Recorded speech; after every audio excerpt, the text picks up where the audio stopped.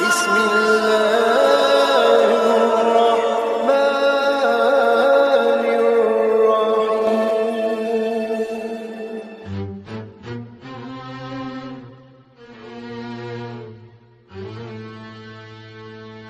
satu sifat buruk yang kerap kali membuat manusia kalap untuk berbuat jahat, bahkan sampai tega menyakiti saudara sendiri adalah adanya segumpal kedengkian yang bercokol di dalam dada.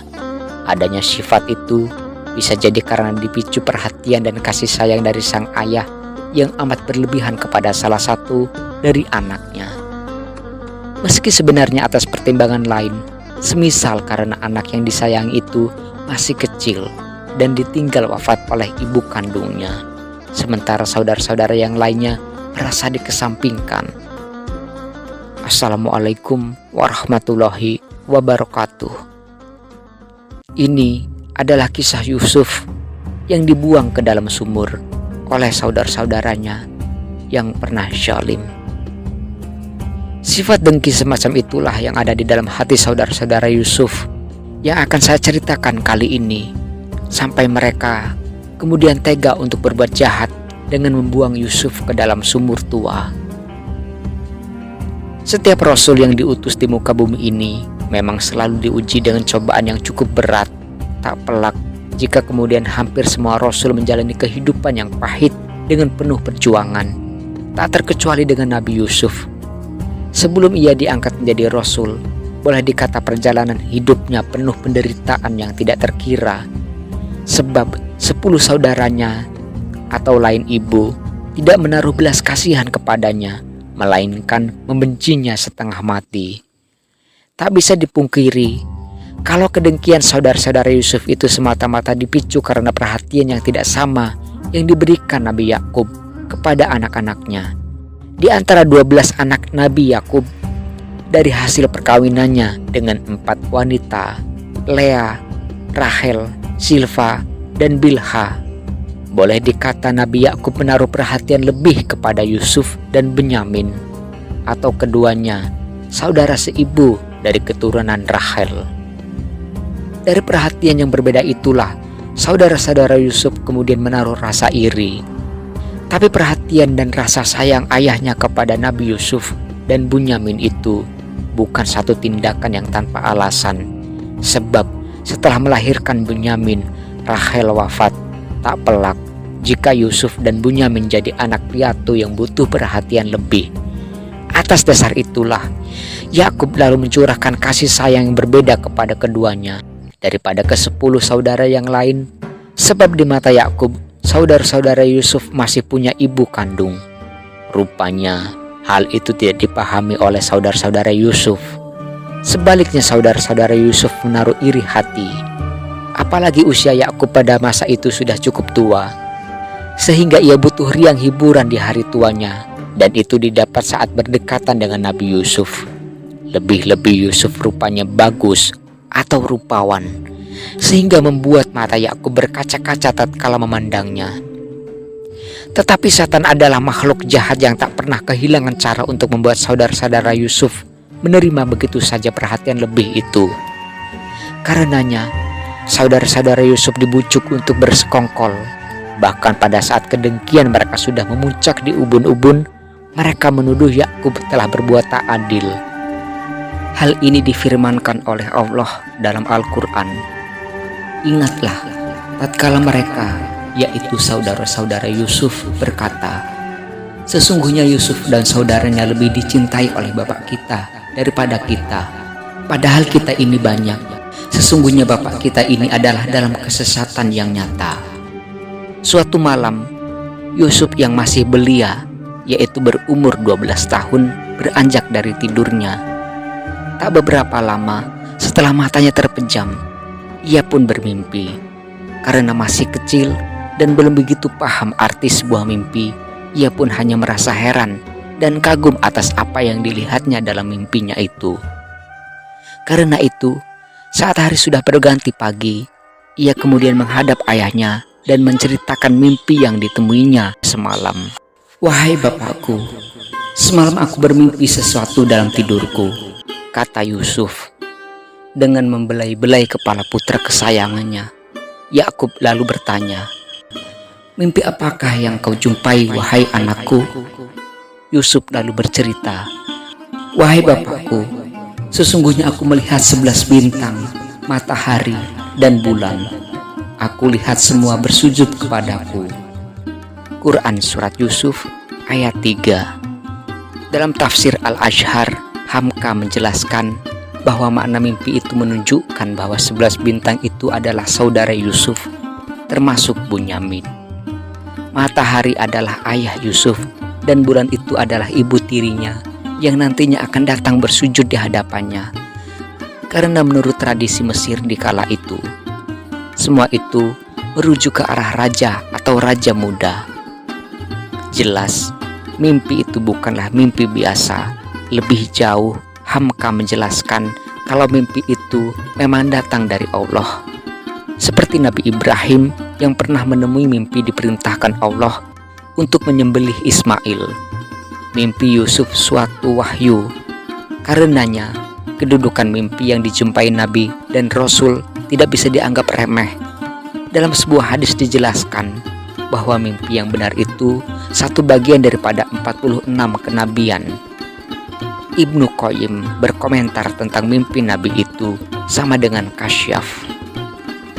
Perihal semua itu, ada sebuah hadis Nabi yang bisa dijadikan rujukan. Mimpi itu ada 3 macam. 1. Mimpi dari Allah. 2. Mimpi untuk menyusahkan pikiran dari syaitan. Dan ketiga, mimpi yang terasa dari seseorang di dalam hatinya sendiri ketika bangun, lalu terlihat olehnya setelah dia tidur.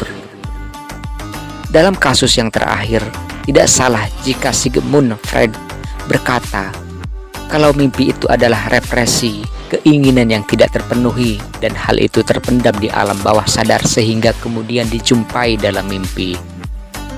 Tetapi untuk kasus mimpi Nabi dan Rasul, hal itu jelas lain. Mimpi Nabi dan Rasul adalah datang dari Allah.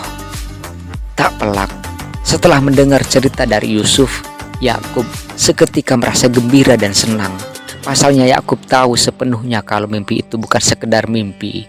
Ia yakin kalau mimpi itu datang dari Allah sebagai petunjuk kepadanya bahwa Yusuf nantinya akan menjadi penerus nubuat Ibrahim. Rasa senang itu tidak membuat Yakub kemudian diam untuk merahasiakannya. Yakub lalu memberitahukan kepada Yusuf bahwa kelak dia akan menjadi orang terpilih dan terpuji. Tetapi di balik semua itu, Yakub justru merasa cemas. Sebab jika mimpi Yusuf itu bisa sampai ke telinga saudara-saudaranya, pasti akan menambah rasa benci. Karenanya, ia berpesan kepada Yusuf, "Janganlah sekali-kali engkau memberi kabar kepada saudaramu tentang mimpi ini, karena bisa menimbulkan rasa hasad dan dengki." Quran Surat Yusuf ayat 4-6. Setelah Yusuf menceritakan mimpi itu, Yakub tambah mencintai Yusuf. Sebaliknya, saudara-saudara Yusuf kian bertambah iri.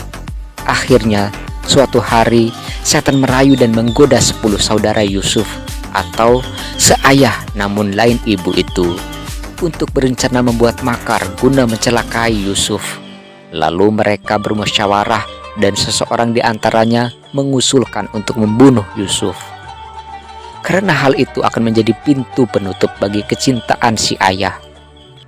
Bunuhlah Yusuf atau buanglah dia ke suatu bumi. Menurut tafsir Al-Qurtubi, mereka mengadakan pemufakatan jahat setelah mereka mendengar cerita akan mimpi Yusuf itu. Jelas niat jahat untuk membunuh Yusuf itu dipicu kedengkian, sehingga yang mengusulkan untuk membunuh berpendapat kalau mimpi Yusuf benar adanya, berarti tindakan membunuh Yusuf merupakan langkah untuk menutup semua itu menjadi kenyataan. Selain itu, jika Yusuf dibunuh atau disingkirkan, lanjutnya lagi, supaya untuk kamu saja wajah ayahmu. Tetapi setelah menyingkirkan Yusuf diusulkan, dan jadilah kamu semuanya sesudah itu kaum yang soleh. Quran Surat Yusuf ayat 9, artinya mereka akan taubat. Tapi di antara 10 bersaudara itu, ada yang mengusulkan tidak membunuh Yusuf, melainkan cukup menyingkirkan atau menjauhkan dari sang ayah saja. Janganlah kamu membunuh Yusuf, tetapi buanglah dia ke dasar sumur. Quran Surat Yusuf ayat 10. Akhirnya usul membuang Yusuf ke dalam sumur itulah yang disepakati. Tidak dijelaskan siapa yang berkata itu, sebagaimana tidak disebutkan pula dalam Al-Quran siapa yang berkata pertama kali untuk membunuh Yusuf. Karena menurut Hamka, maksud Al-Quran bukan untuk menekankan pada siapa yang berkata, tetapi lebih kepada intisari yang ada di dalam kisah tersebut. Setelah mereka sepakat membuang Yusuf, mereka bubar dan pulang untuk menemui sang ayah yang lagi beristirahat di rumah. "Wahai bapakku, kami ingin mengajak Yusuf bersenang-senang, bermain bersama kami dalam padang gembalaan." Awalnya Yakub tak mengizinkan, tapi saudara-saudara Yusuf merayu. "Wahai ayah kami, mengapa engkau tidak percaya kepada kami dari hal Yusuf? Padahal kami sungguh ikhlas menjaganya." Tapi hati Yakub benar-benar khawatir melepaskan Yusuf, sehingga di antara mereka kemudian merayu kembali. "Kirimkanlah dia bersama kami besok, makan-makan dan bermain. Sesungguhnya kami akan menjaga dia." Keberatan Yakub melepas Yusuf, menurut Azhar Kazi dalam tafsirnya, lantaran ia digelayuti dua macam keberatan. Pertama, tak tahan berpisah dengan Yusuf walau sesaat. Kedua, Yakub takut akan bahaya lebih besar kalau serigala menerkam Yusuf. "Sesungguhnya sedih hatiku akan kamu bawa dia, dan aku takut kalau dia akan dimakan serigala, sedangkan kamu lalai daripadanya." Tetapi saudara-saudara Yusuf tidaklah kehilangan akal untuk merayu terus agar sang ayah yakin melepas Yusuf. "Jika dia diterkam serigala, sedang kami ini banyak, sesungguhnya kami orang-orang yang rugi." Quran Surat Yusuf ayat 11-14. Pada akhirnya hati Yakub pun luluh melepas kepergian Yusuf bermain bersama mereka meski dengan berat hati. Lalu berangkatlah mereka ke padang gembalaan. Setelah menempuh perjalanan yang lumayan jauh, pada akhirnya sampailah mereka di sebuah sumur.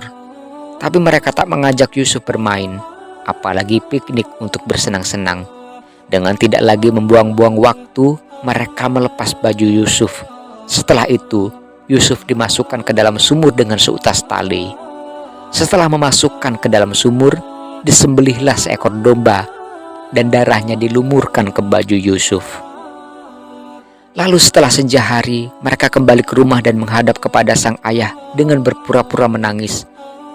"Wahai ayah kami, sesungguhnya kami sedang pergi bermain pacu-pacuan, dan kami tinggalkan Yusuf dengan barang-barang kami. Maka diterkamlah ia oleh serigala." Tetapi kebohongan mereka tidak membuat Yakub percaya. Meskipun Yakub sudah tua, ia masih tetap bisa membaca perilaku anak-anaknya bahwa mereka itu berbohong. Apalagi mereka melekatkan kemeja Yusuf darah palsu. Lalu mereka berkata bahwa yang melekat pada baju atau kemeja Yusuf itu adalah darah Yusuf.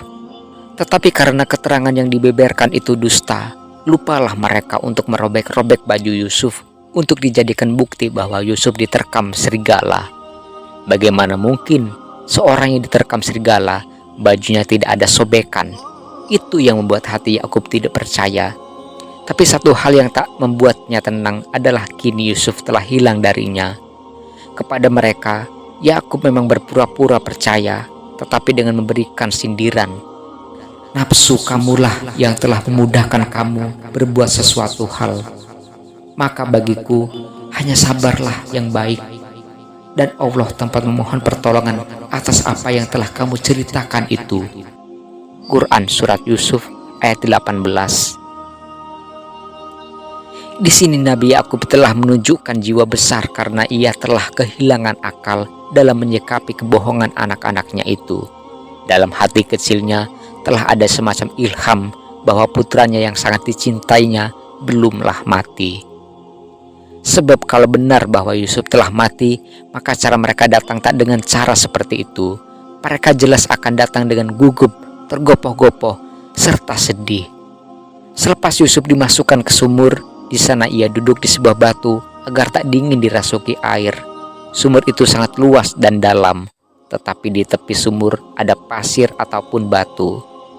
Sumur itu namanya Jub, Khoyabatil Jub, dasar sumur yang gelap. Yusuf tenang di sana menunggu waktu, sebab malaikat telah datang kepadanya memberi kabar bahwa ia akan bebas. Lalu datanglah kafilah dari Madian yang melewati sumur itu.